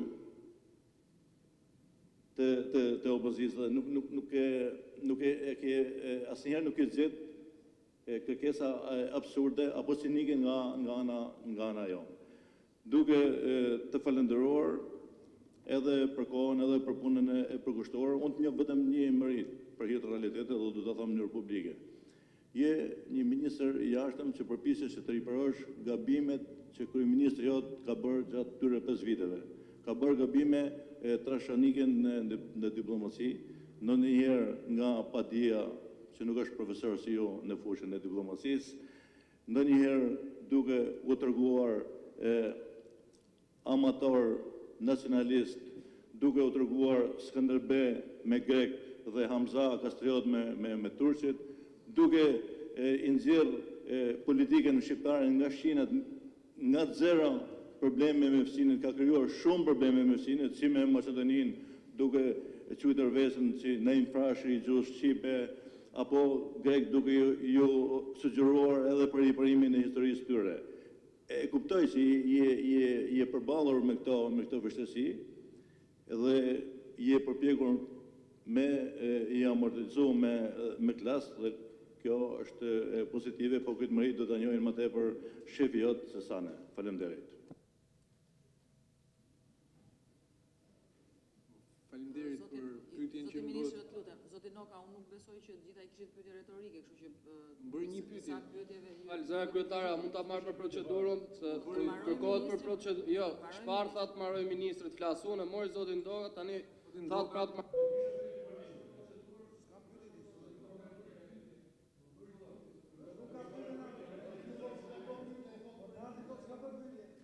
Ishin retorike. Zoti ministër, fjala për ju. Ju lutem vetëm 2 minuta, pastaj zoti Balliu për procedurë. Zëra kryetare, një sekond. Ministër, do t'ju kërkoja. Zëra kryetare, merret për procedurë, merret më një herë. Pastaj zoti Balliu. Zëra kryetare, merret për procedurë më një herë. Jo, nuk tani merret për procedurë më herë. Kur folish parë më them mbas ministrit. Ja dha fjalën deputetit tash më procedurë zoti Balliu. Vazhdo.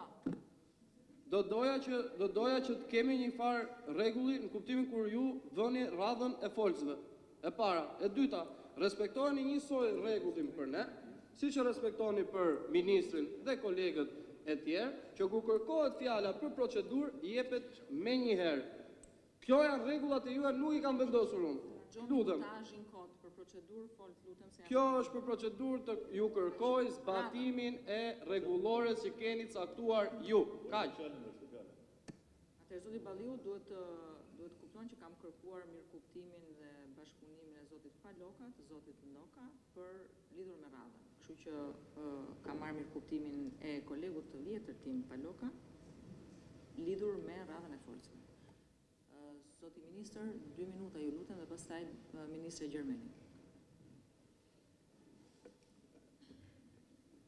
E para, u tha që në pyetjen që u bë që ka një konflikt me presidentin e Republikës për këtë çështje dhe ne duam që si parlament që ndihmojmë që të zgjidhet kjo çështje. Unë po e them që nuk ka asnjë konflikt me presidentin e Republikës për këtë çështje. Presidenti i Republikës ka kërkuar me një shkresë më shumë informacion. Unë jam përgjigjur me informacionet përkatës. Presidenti i Republikës dje ka kërkuar nëpërmjet një nëpunësit autorizuar, jo më ai vetë si herën e parë, informacion tjetër shtesë, nesëri, po s'është përplasje kjo. Kjo është ne kemi shkuar, po jo nuk është përplasje. Unë kam ndjekur me përpikmëri ligjin. Para se biles, para se e thash, para se t'i kërkoj autorizimin, I kam shkuar në zyrë. Më vjen mirë e rithem që presidenti I Republikës e rideklaroi këtë gjë, sepse fillimisht u tha që nuk ka pas asnjë komunikim dhe asnjë informacion nga ana ime. Një kjo. E dyta, prapë ju them, ka një cikël ky proces dhe unë mund t'ju them nëse doni edhe shkresa. E dyta, thatë që pse ju do jeni ministri I parë që do fitoni me grekët e tjerë, nuk e kam këtë ambicje, që t'jemi të qartë. Unë jam antar I një kabineti, ky është një proces qeveritar dhe shkon edhe përtej suazës qeveritare. Dhe po ju them që e gjithë instanca shtetërore në drejtimin e kryeministrit është në dispozicion të këtij procesi. Dhe këtu duhet kuptojmë, nderuar kolegë, që bëhet fjalë për autorizim për të ulur në tryezë. Ju keni gjithë drejtën që të keni pikpyetje, të dyshoni, të ngrini çështje. Unë gjithashtu I mbaj shënim të çështje që ngrihen, por as ju, as presidenti I Republikës dhe as unë nuk dalim dot mbi ligjin. Logjika është kjo, që ne po presim që të fillojmë punën me palën greke. U bë një gurgule e madhe edhe për çështjen e varresave greke. Sot s'thuhet më asgjë. Pse? Sepse çdo gjë ishte e kopsitur nga pikpamja e së drejtës ndërkombëtare. Me grupet përbashkëta, me dokumentacion të miratuar bashkërisht, me minuta takimi dhe me ekspertizë ne të asistuar. E di si e shohun këtë lojë, po ju them troç. fillimisht doli puna objektit emrat, tani filloi loja e ashtu quajturve spiun, tani duhem të futemi në për çështjet të paqena. Dhe ne duhet fokusohemi tek kjo çështje. Nëse se doni informacion më shumë për këtë çështje, për secilin prej tyre unë jam në dispozicion. Po ju them në konferencën e sigurisë më një kam takuar përfaqësues të lartë opozitës greke. Meqense më thoni që në parlamentin grek ka pas më shumë, po ju them që në parlamentin shqiptar është diskutuar shumë herë më shumë për këtë çështje në këtë komision. Edhe po doni i krahasojmë. Se çfarë është diskutuar në Komision Politikës Jashtme në Greqi dhe çfarë është diskutuar këtu. Brenda një muaji ka marrë 2 herë për këtë çështje. Dhe nuk di, edhe për parimet, edhe për elementet, ju a kam thënë se si po shkojmë deri të kësaj. Tani, tjera të gjykimi juaj. Ministre Gjermeni. Faleminderit. Edhe për shkak të rëndësisë strategjike, ruajtjes së sovranitetit kombëtar dhe gjithçka tjetër që përmban kjo çështje, besoj ka ngjallur gjithë vëmendjen e gjithë kolegëve dhe ka zgjatur seanca shumë. Unë doja vetëm një moment të ndaja me ju shqetësimin lidhur me grupin negociator, që nëse vërtet mendoj që është momenti që gjithë puna paraprake e gjithë ekipit, edhe ministrit, duhet në fakt të marri vot besimin, të marri mbështetjen edhe të motivohet për të vazhduar këtë punë që marrëveshja këtë radhë të jetë e drejtë, të jetë e bazuar në ligj, edhe të jetë më e mirë se ajo e 2009-s. Gjitha retorikat politike dhe sidomos sulmet ndaj ekipit negociator, për mua i kanë kaluar kufit e etikës, sulme personale apo sulme politike të cilat përbaltin apo duan të përbaltin të gjithë procesin, them që jo vetëm intimidojnë individët apo ekspertët që janë pjesë e këtij ekipi negociator, japin mesazhe, ashtu siç e tha ministri, shumë qia në fakt edhe për qeverinë greke, edhe në arenën ndërkombëtare, edhe tentojnë që vërtet të gjithë qytetarët të humbasin besimin që kjo marrëveshje të jetë e bazuar në ligj, të jetë e drejtë dhe të jetë më e mirë se 2009-s. Mendoj që për sa i përket fuqisë apo plot fuqishmërisë për këtë ekip, siç është drejtohet nga ministri i jashtëm, mendoj që për zgjedhja e ekspertëve dhe për më tepër një prej tyre i cili akuzohet nga opozita, ka një certifikat sigurie nga NATO, jemi të njëjtët ne që reagojmë për NATO dhe themi që jemi vend antar i NATO, se edhe është partneri ynë strategjik e tjera më radhë, dhe në momentin që ka një dokument që vjen nga NATO, jemi ne që nuk e marrim në konsiderat. Mendoj që jemi në momentin që kemi nevojë të japim mbështetje dhe të besojmë dhe të mbështesim fuqimisht që ky proces negocimi të jetë që marrëveshja finale të jetë ajo e duhura, e bazuar në ligj, e drejtë dhe më mirë se 2009. Faleminderit. Faleminderit ministre, fjala për ju zoti Paloka. Faleminderit zonja kryetare. Siç thash edhe pak më parë, ne jemi këtu sot sepse në këtë proces ka munguar tërësisht transparenca. Dhe jo 2 herë, por edhe 12 herë, nëse ky ministër vjen këtu dhe nuk thot asgjë, ngjelemi po në të njëjta kushte. Dhe kur mungon transparenca, mbas gjithë kësaj kohe, mbas gjithë këtyre akuzave që janë hedhur, po deshet quajni thashë them, çfarë doni ju. Po kur edhe mbas këtyre akuzave vazhdon që gjëja të mbahet e fshehur, atëherë vetë kuptohet që ka një problem. Dhe njëjta gjë po ndodhe sot. Asnjërës prej pyetjeve tona reale, po dhe të atyre që kanë ngritur opinioni, gjatë gjithë këtyre kohëve nuk është dhënë përgjigje as sot. Pse? Çfarë po fshehin? Kur nuk bëhet transparencë përsëris, diçka kërkon të fshihet. E nuk është faji jon, as ignoranca jon, që nuk kemi informacion për këtë çështje.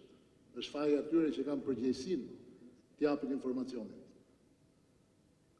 Dhe ne, për këtë arsye, jemi detyruar të dëgjojmë se sot ministri i Jashtëm grek. Kemi dëgjuar që ministri i Jashtëm grek ka folur hapur, jo vetëm për parlamentin e tij, por dhe për opinionin publik. Dhe këto për ne nuk janë thashë theme. Janë deklaratat bëra nga ministri i palës tjetër, i cili ka deklaruar më se një herë gjëra që prekin direkt interesin e çdo shqiptari, jo vetëm tonin si deputet, po të çdo shqiptari. Kur deklarohet nga Kocias që me këtë marrëveshje Shqipëria nuk do të bëhet më pengesë për kërkimet në det. Kjo është një deklaratë e hapur që ata sot kanë marrë viston për të kontrolluar zonat me interes dhe leverti ekonomike. Kur deklarohet po nga Kocias që termin çamëri nuk do ta dëgjojmë më, ne edhe pse nuk duam të besojmë palën tjetër, jemi detyruar, sepse pala jonë nuk na thot asgjë. E të tjera. Prandaj ngul këmbë edhe një herë tek ajo që thash që në fillim. Kur nuk bëhet transparencë, kërkohet të fshihet diçka. Dhe një çështje që e përmendi dhe zonja Gjermeni para dhe që është bërë çështja më e nxehtë në fakt e diskutimit gjatë këto ditë për këto negociata. Kemi një personazh i cili akuzohet se ka është larguar nga puna si agent i shërbimeve tuaja. Tu na u tundën ca letra, në fakt, ka ndarë në media, por absolutisht nga informacionet të sigurta, ky zotëri është larguar nga puna me provat shumëta, e përsëris me provat shumëta, si agent i shërbimeve tuaja dhe jo partnere. Dhe kur ai ka dalë në gjyq, këto prove jam shehur. Absolutisht jam i bindur që këto prove jam shehur dhe NATO-s. Se nuk del këto lojrat që pas ka dhënë NATO certifikat, këto mund t'i bëni për kalamajt. Nuk e beson njeri që pas ka hyrë NATO dhe pas ka bërë hetime për çdo individ që ka ushtria shqiptare këtu. Është detyra jonë e institucioneve shqiptare. Dhe institucionet shqiptare, ato zotërinë e kanë përjashtuar e përsëris me provat shumëta si agent i shërbimeve tuaja dhe jo partnere. Por le ta lem për një moment. Ta zem se këto janë thashë theme, janë pavërteta e kujt diun se çfarë. Apo i natë politike të X-it dhe Y-it. Është ngritur një zhurmë e madhe për një individ që diku del në fotografi si pjesë e grupit negociator, për cilin thuhet se nuk ekziston, dhe del në Korç ai zotëria, që nuk është pjesë e stafit të Ministrisë Jashtme, po të Ministrisë të Mbrojtjes, dhe koka e tij del në Korç, ndërkohë që thuhet që negociatat s'kan filluar, se grupi s'është ngritur. Po të kthehem edhe ke logjika e parë. Qofse për një individ, qoftë ky dhe specialisti më i zot që mund të ketë Shqipëria, ngrihet apo hidhen një të tilla dyshimi dhe ngrihet gjithë kjo zhurmë, pse nuk përjashtohet ky zotëria? Po mbrohet me këmbgulje të madhe sot e kësaj dite, edhe sot në komision. Mbrohet me këmbgulje të madhe. Pse thjesht për hir të zhdukjes të kësaj hije dyshimi në gjithë atë grup negociator nuk largohet ky zotëri dhe të merret një tjetër. Ne kemi po specialistje. Pse mbrohet me kaq këmbgulje ky njeri? Ka një arsye këtu. Edhe sikur mos të rim provave, thash duke parë mënyrën se si ka ecur kjo histori, tërësisht në errësirë, kjo këmbgulje për të mbrojtur këtë individ, sigurisht le vetëm një dyshimi. Dhe çdo njeri me logjik nën mesataren e kupton kaq. Pse? Pse mbrohet ky individ? Na e thoni. Por hiç një e dyshimit, është për të mirën tuaj. Nëse do mbani edhe përgjegjësi ligjore, jo vetëm morale, do mbani edhe përgjegjësi ligjore dhe të jeni të bindur për këtë. Të jeni të bindur, nuk do shpëtoni kaq. Se ne nuk jemi indianë të Amerikës, për zotëri. Që na gënjeni me pasqyra. T'ju japim shqiptarëve ca metra ujë e det, e t'ju marrim naftën. Nuk jemi indianë të Amerikës, shqiptarët nuk janë indianë të Amerikës që ju jepni pasqyra për t'ju marrë flori. Se kështu po i trajtoni. Prandaj po them, ky zotëria që është në atë grup negociator është për një qëllim.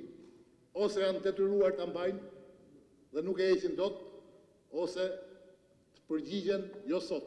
Nuk pres përgjigje, nuk po i bëj pyetje askujt dhe nuk pres përgjigje nga askush. Sepse përgjigjet i kemi marrë deri më sot. Nga ky edhe nga shefi i tij. Edhe në fakt në ardi që e bë replik, nuk mbulon ky zotëria gafave, jo. Ky shkon aty deri në fund. Jo gafave, se gafave s'ka që bën ai po. I qëndron politikës përcaktuar qartë nga ai zotëria. Këtu është një çështje që thash, nuk doja dëgjojmë Krismë sot.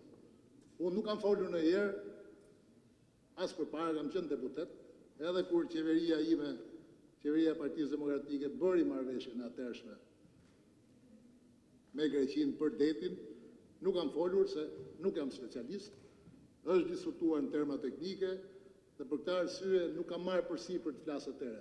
Por sot për gjëra që janë evidente nuk mund të eshte. Dhe prandaj po them që shpejt, shumë shpejt, këta që po pranojnë të mashtrojnë ta njerëz dhe të hedhin firmën në diçka që është e gatshme, sepse na u përdrodhën këtu kur ju themi ne, është e shkurtër koha për të bërë negociata, se ka vendosur lideri global në 1 prill do firmosim.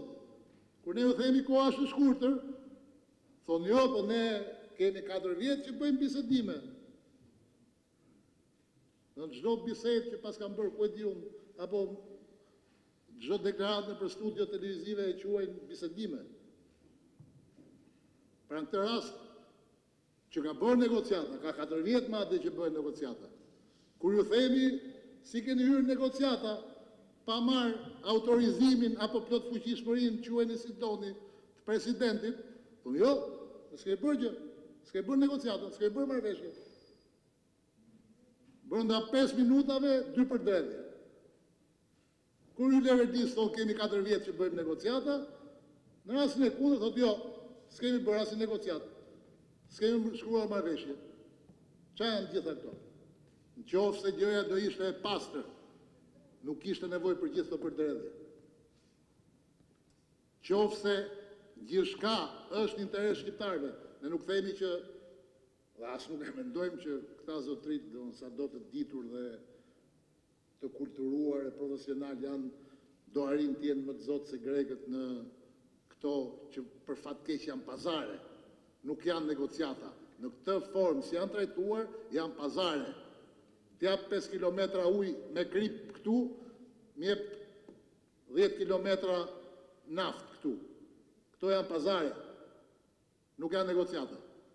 Edhe t'jeni të bindur, sa do që unë jam shqiptar dhe do doja që ky që për fat keq nuk është ministri për mua të paktën i Shqipërisë, por është ministri i Tiranës. Sa do doja që ky të ishte më i zoti dhe t'ju afuste grekëve, e di që kjo nuk ndodh. Për fat keq, e futura nuk është gjithmonë fjalë e keqe, zoti. Zoti Paloka, të lutem. Po jo se pati reagime. Po pra dhe këtë po them që nuk është ashtu si që ju pëlqeu juve. Se kështu del që ju pëlqeu ajo që thash. Unë se thash në kuptim që e morët ju. Nuk e thash në kuptim që e morët ju, pra. Këtë ju thash. Paloka, lutem. Po pra për t'ja hedhur, pra, po. Po mirë se tash e dëgjuam të zotrin që na tregoi drejt shkrimin, se ju jeni gjithë dhe zotit na tregoni dhe ato për cilat ne kemi mbaruar. Se do na filloni tash të na tregoni dhe pjesën tjetër. Pra dhe njerë, e di që mërzitet shumë, ai do mërzitet më shumë brapa, kur të shkoj para gjykatës, atëherë duke mbyllur. Për mua, absolutisht, mungesa e transparencës tregon që këtu bëjmë i lojt pisët. Dhe ky individi që është përmendur kaq herë dhe nuk lëvizet nga grupi negociator, por mbrohet me këmbgulje prap këtu, për mua është më domethënës se gjithçka tjetër. Faleminderit. Zoti Balliu, fjala për ju. Pastaj zonja Kushi. Faleminderit zonja kryetare. Gjithçka diskutohet këtu, diskutohet në kakofoni, për shkak se mungon informacioni, mungon transparenca. I vetmi informacion dhe transparencë që kemi marrë është nga ministri i jashtëm grek, të cilët në deklaratat që ai thot, kjo marrëveshje është qartësi një tradhti kombëtare. Në rast se ministri i jashtëm grek po gënjen, unë jam i gatshëm t'i besoj ministrit jashtëm tim të thot që këto deklarata të ministrit jashtëm grek nuk qëndrojnë dhe ai po gënjen dhe atëherë hajde të nisemi nga aty. Unë nuk e besoj që ky është rasti, fakti është që ministri jashtëm nuk i ka mohuar deklaratat e ministrit jashtëm grek dhe mendoj që arsyet pse nuk bëhet kjo transparencë janë dy. E para ishte për të fshehur negociatorët deri në fund. Një nga negociatorët të marrë nga Ministria e Jashtme i akuzuar sot, jo vetëm sot, por dhe komo përpara, Astrid Meçollari, është larguar për Artur, se ti e një funksionier, Artur Meçollari, është larguar nga ushtria për shkelje të ligjit në bazë të procedurave të shillt shërbimit informativ ushtarak, jo të Partisë Demokratike. Faktet dhe provat sot i disponon shërbimi informativ ushtarak për këtë person. Madje, ai dhe vetë nuk e ka ankimuar vendimin e ministrisë, as administrativisht, as gjyqësisht, brenda afateve. Vetë ai nuk e ka ankimuar atë vendim. Ju, se keni treguar këtu dhe certifikatën, njësoj, si që afshehet provat gjykatës për Artur Meçollari, ja fshehet gjithashtu edhe NATO-s. Duhet jemi të qartë, unë e di që ju jeni goxha gazmor zoti ministër, po është mirë që këto gjëra i merrni me seriozitet se po flasim për interes kombëtar dhe keni dërguar një spion të negociojë një nga pikat më të rëndësishme për Shqipërinë. Ka 10 prova të cilat vërtetojnë se spioni juaj ka qenë në lidhje të agjencive të huaja të vendeve jo partnere. Është rëndësishme që kjo të dihet dhe ta kuptojnë shqiptarët se pse është problem ky individ.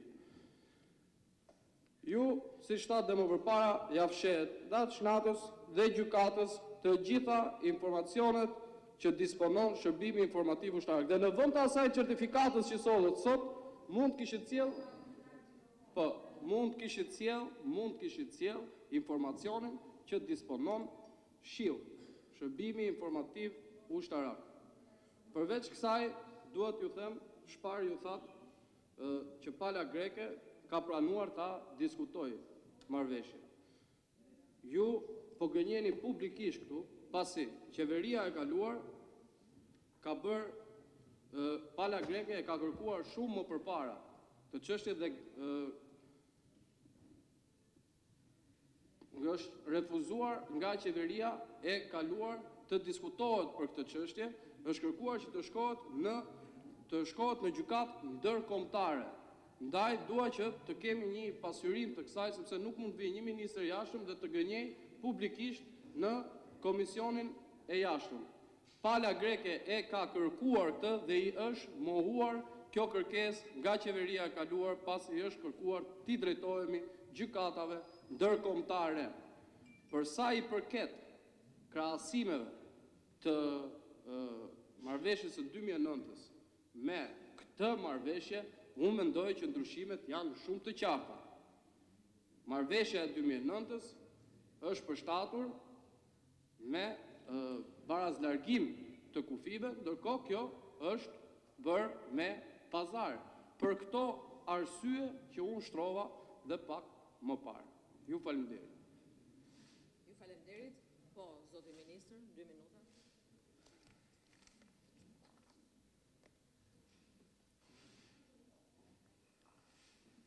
E para, me qenë se u tha nga 2 deputet të Partisë Demokratike që i është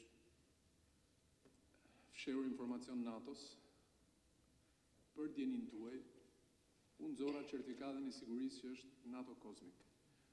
Dhe Artur Meçollari, dhe jo Astrid Meçollari, siç u tha këtu, është dhe ka qenë deri vonë drejtuesi kryesor i reformimit të ushtrisë afgane, pjesë e misionit të NATO-s në Afganistan.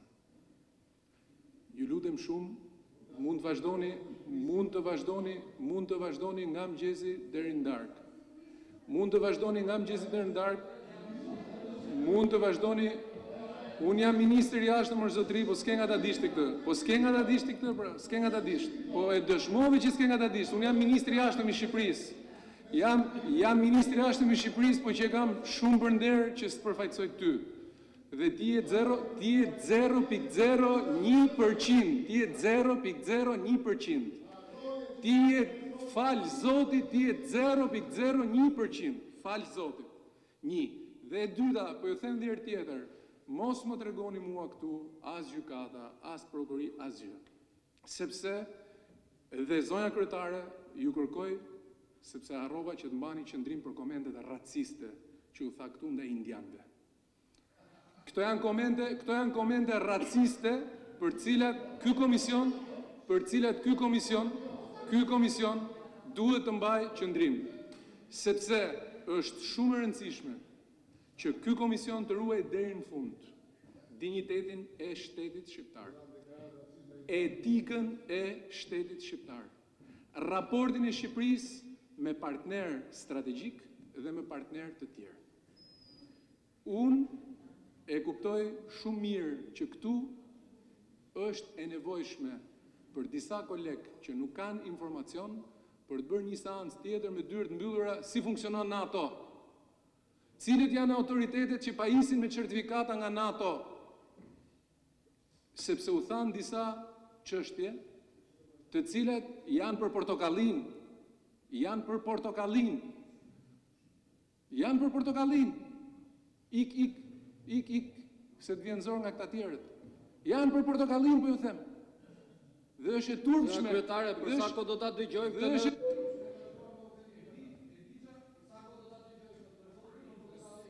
Zoti, më falë një sekond, lutem ministër. Zoti Balliu. Folët nuk ju ndërpreu asnjë njeri. Zoti Balliu.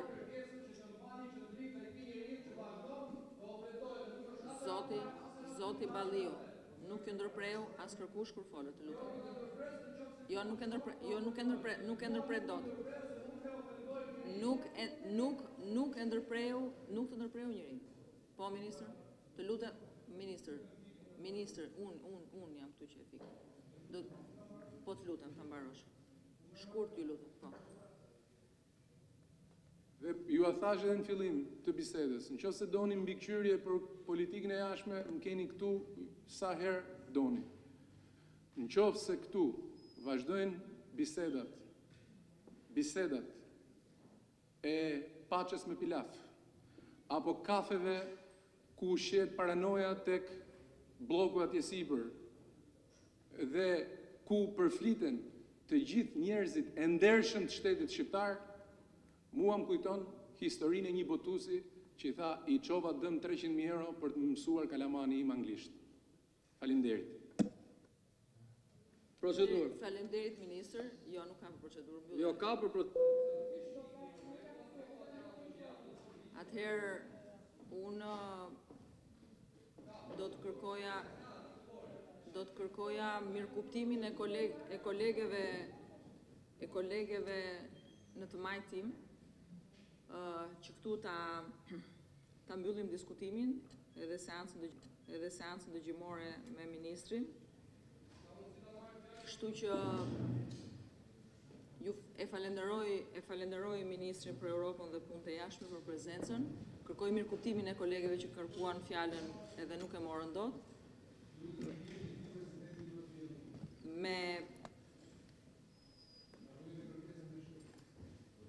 Pa tjetër, ju e thatë, ministër ju e thatë edhe e kërkuat edhe me zë këtë gjë, kështu që mund atë që kërkuat me zë ta kërkoni edhe me shkrim, lidhur me prezencën tuaj, në rast se presidenti do të ftohet dhe do të vi në këtë komision. Faleminderit dhe një herë. Unë të mbarë.